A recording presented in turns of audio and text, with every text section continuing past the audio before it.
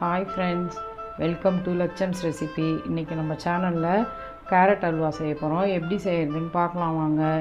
ஒரு குக்கர் எடுத்து வச்சுருக்கேன். குக்கரில் வந்து 2 டேபிள் ஸ்பூன் அளவுக்கு நெய் சேர்த்துக்கலாம். நெய் சேர்த்துட்டு நான் 1 கிலோ அளவுக்கு கேரட் எடுத்து துருவி வச்சுருக்கேன். இந்த கேரட் தான் அதில் சேர்க்க போகிறேன். சேர்த்து கொஞ்சம் வதக்கி விட்டுக்கலாம். நம்ம குக்கரில் தான் செய்ய போகிறோம் கேரட் அல்வா. அதனால் இப்போ நான் அந்த 1 கிலோ கேரட்டை துருவி வச்சுருக்கிறத 2 டேபிள் ஸ்பூன் நெய் சேர்த்து குக்கரில் சேர்த்துட்டேன். இப்போ அதை 1 நிமிஷம் நம்ம வதக்கி விட்டுக்கலாம். இப்போ கேரட் நல்லா 1 நிமிஷம் நல்லா வதங்கிடுச்சு. இந்த வதங்கின கேரட்டில் நம்ம கேஸ் ஸ்டவ் ஸ்லோ பண்ணிவிட்டு அதுக்கு நான் வந்து 200 கிராம் சர்க்கரை எடுத்து வச்சுருக்கேன். அந்த சர்க்கரையை சேர்த்துக்கலாம். 200 கிராம் சர்க்கரை, அதே கப்பாலே 1 கப் பால் சேர்த்துக்க போகிறேன்.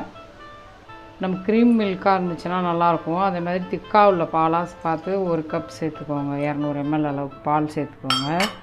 சேர்த்துட்டு இதை கிண்டி விட வேண்டியதான்.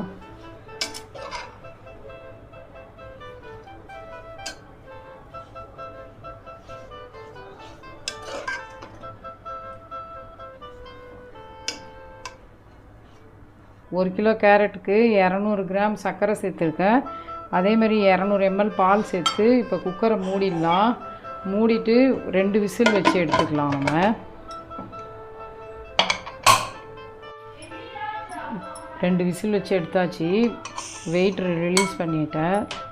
இதை ஓப்பன் பண்ணி பார்க்கலாம்.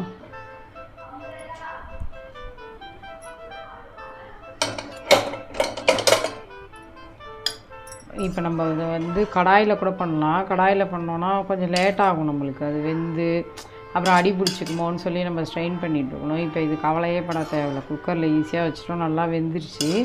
இப்போ இதை சிம்மில் வச்சு இந்த பால் வத்துற வரைக்கும் நம்ம கிண்டி கொடுக்க வேண்டியதான்.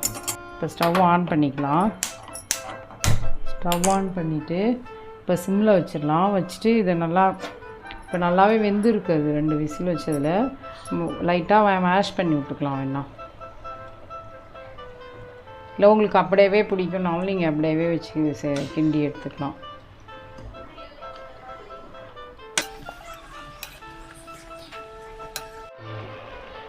இப்போ இந்த பால் நல்லா கொதித்து சுண்டி வர்ற வரைக்கும் நம்ம வெயிட் பண்ணணும். கிட்டக்க இருந்து கிண்டி விடணும், இல்லாட்டி அடி பிடிக்கும்ல. அதனால் கொஞ்சம் சிம்மில் வச்சுட்டு ஸ்டவ்வை இந்த மாதிரி கிண்டி கொடுங்க. இந்த பால் வத்துட்டோம். இப்போ பாதி அளவுக்கு அந்த பால் வற்றி வந்துருச்சு. இந்த நேரத்தில் நம்ம வந்து 3 டேபிள் ஸ்பூன் அளவுக்கு மில்க் பவுட்ரு சேர்த்துக்கிறோம். அதில் நீங்கள் எந்த மில்க் பவுட்ரு வேணாலும் சேர்த்துக்கலாம். சேர்த்து நம்ம அதை நல்லா கிண்டி கொடுக்கணும். மில்க் பவுட்ரு சேர்க்கலை அப்படின்னாக்கா நீங்கள் இதுக்கு 1 கப் 1/2 லிட்டர் பால், க்ரீம் பால்லேருந்து நான் 1 கப் பால் எடுத்துட்டேன். அதில் மீதி இருக்கிற பாலை நம்ம சுண்ட வச்சுக்கணும். இதில் சேர்த்துக்கலாம். மில்க் பவுடர் இல்லைன்னா, இப்போ மில்க் பவுடர் இருந்ததுனால நான் அதில் 3 டேபிள் ஸ்பூன் அளவுக்கு மில்க் பவுடர் சேர்த்துருக்கேன்.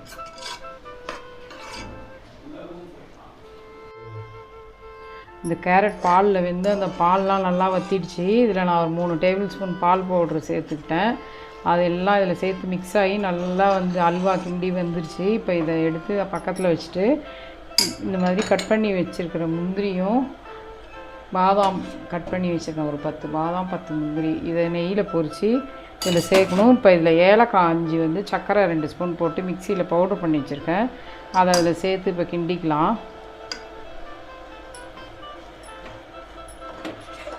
நெய் வந்து நான் ஃபஸ்ட்டு போட்ட 2 டேபிள் ஸ்பூன் தான். அதுக்கப்புறம் அதில் நெய் எதுவுமே சேர்க்கலை. நீங்கள் வேணால் நெய் உங்களுக்கு பிடிக்கும் அதிகமானா நெய் வேணால் இன்னும் 1 ஸ்பூன் சேர்த்துக்கோங்க. இப்போ இதை கிண்டி இந்தாண்ட எடுத்து வச்சுட்டு இப்போ நான் அதில் வந்து முந்திரியும் பாதாமும் நெய்யில் வறுத்து சேர்க்க போகிறேன். இப்போ 1 டேபிள் ஸ்பூன் நெய் சேர்த்துக்கிறேன். கடாயில் நெய் கொஞ்சம் சூடாகட்டும். இப்போ அதில் கட் பண்ணி வச்சுருக்க பாதாம் சேர்த்துக்கலாம். அதுமாதிரி 10 முந்திரி கட் பண்ணி வச்சுருந்தேன். அதையும் சேர்த்து நெய்யில் வறுத்து எடுத்துக்கலாம். பொன்னிறமாகட்டும்.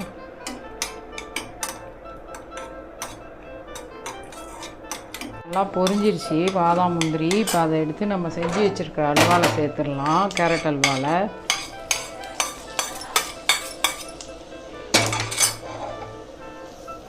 ரொம்ப ஈஸியாக குக்கரில் இந்த மாதிரி வேக வச்சுட்டு பால் ஊற்றி சர்க்கரை நான் சொன்ன அளவு போட்டு 1 கிலோ கேரட் செஞ்சிங்கன்னா ரொம்ப அருமையாக இருக்கும். வீட்டிலே நம்ம செஞ்சு குழந்தைங்களுக்கு ஹெல்த்தியாக கொடுக்கலாம். இந்த நியூ இயர்க்கு இந்த மாதிரி ஸ்வீட் வீட்டில் செஞ்சு கொண்டாடுங்க. சூப்பராக இருக்கும் கேரட் அல்வா.